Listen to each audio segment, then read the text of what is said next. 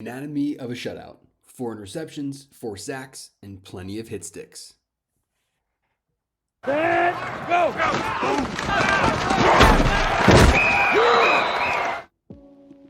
The Seahawks defense held the Vikings to just 162 total yards in Week 13, and it all started on first down. The Vikings had 9 plays of 2 yards or less on first down, not including a kneel down at the end of the first half and an interception. And this was a common sight for Aaron Jones trying to run through the tackles on first down. His lead blocker gets blown up at the point of attack, as you can see here. And really there's nowhere for Aaron Jones to bounce this either direction because he's just going to be running right into other beef here in the middle of the field. So if we let this run again, there's just nowhere for Aaron Jones to go. And he had a particularly bad day, rushing for just 3 yards on 6 carries.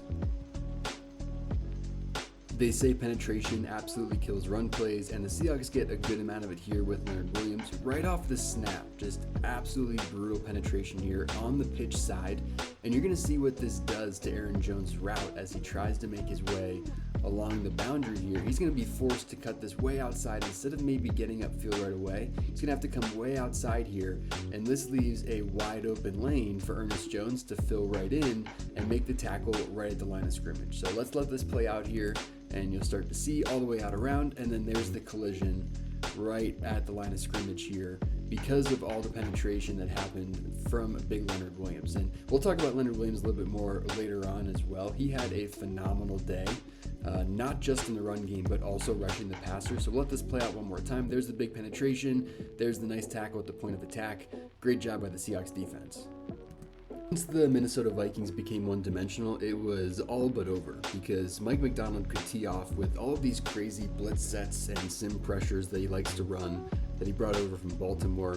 If we look at the beginning of the play here, you've got 7 guys in the box at the line of scrimmage. And for an offensive line, it's extremely difficult to decipher who's coming and who's not.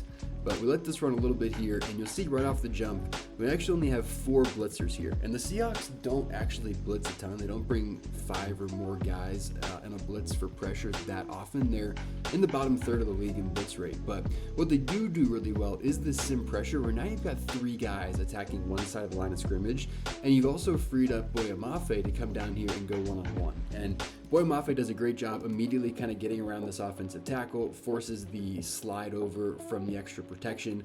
It's also important to note you kept TJ Hawkinson in the backfield, so you're also limiting the number of routes out on the field because they're forced to stay in and help with the weird pressure looks. And then it's just a meeting at the quarterback. You got a little bit of a stunt here at the top. Boye Mafe beats his guy, and you're taking down Max Brosmer for one of 4 sacks on the day. He did hold the ball a little bit too long in the beginning of the game, but as time goes on, he gets rid of it a little bit quicker, but that creates bigger issues we'll see in a moment. Before we jump into this next clip, just want to remind everyone to like and subscribe. If you're watching on your favorite podcast platform, leaving a rating and review is the most helpful. And we hope you'll engage with us on social media as well. We're on X, TikTok, and Instagram.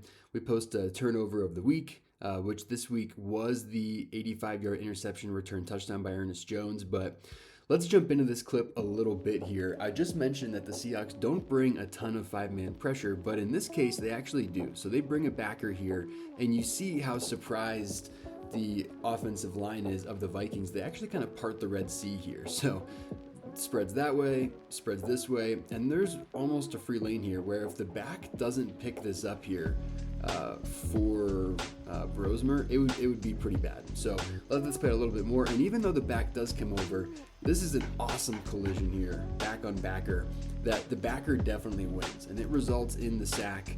Again, a little bit of a meeting at Brosmer with a couple of guys here by the Seahawks defense. And this is where Brosmer started to kind of get rid of the ball a little bit faster, and it caused some other issues for the Vikings offense.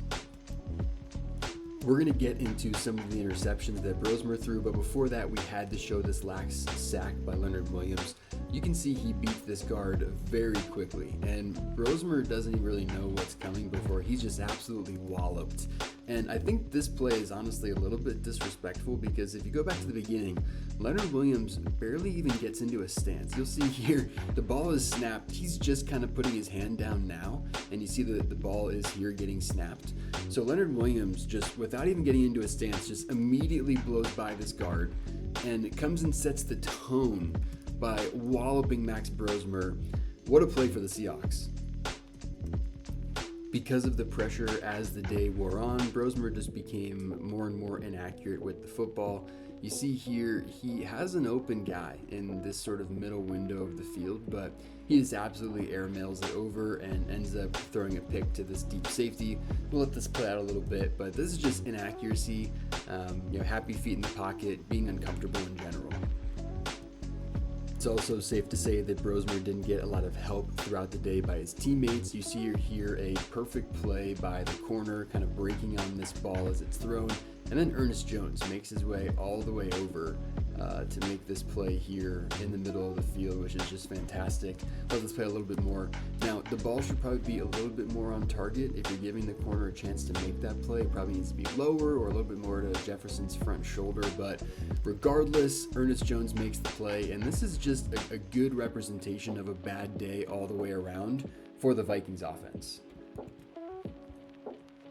Don't forget to like and subscribe. It really helps the channel, and engage with us on socials. All of those are linked in our bio. If you're on your favorite podcast platform, please leave a rating and review. Off the Edge is a Life in the Stands production. We appreciate all the support, and until next time, defense!